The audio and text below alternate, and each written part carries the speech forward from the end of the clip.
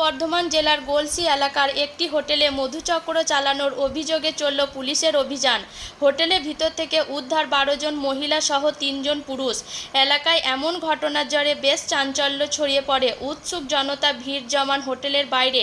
ঘটনায় হোটেলের মালিক ও ম্যানেজারকে আটক করা হয়েছে। অভিযোগ, বেশ কিছুদিন ধরে ওই হোটেলে বেআইনি কার্যকলাপ চলছিল। গোপন সূত্রে খবর পেয়ে এই দিন গলসি পুলিশ হোটেলটি ঘিরে ফেলে এবং তল্লাশি চালায়। নাম প্রকাশে অনিচ্ছুক এক ব্যক্তি জানান, হোটেলের আশেপাশে বিভিন্ন সময়ে অপরিচিত পুরুষ ও মহিলাদের আনাগোনা লক্ষ্য করা যেত।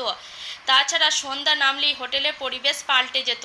সেই মতে অনেকেরই সন্দেহ ছিল, তবে পুলিশের এমন কাজে খুশি হয়েছেন স্থানীয়রা।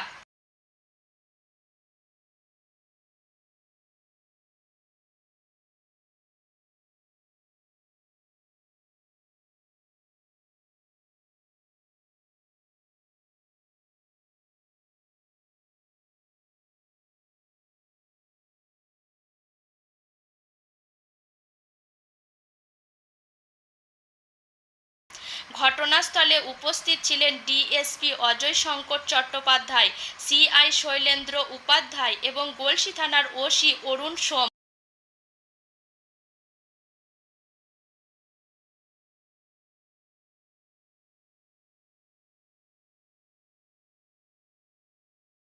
পুলিশ এই দিন ওই হোটেল থেকে বেশ কিছু গুরুত্বপূর্ণ নথিও উদ্ধার করেছে। ঘটনার তদন্ত শুরু করেছে পুলিশ।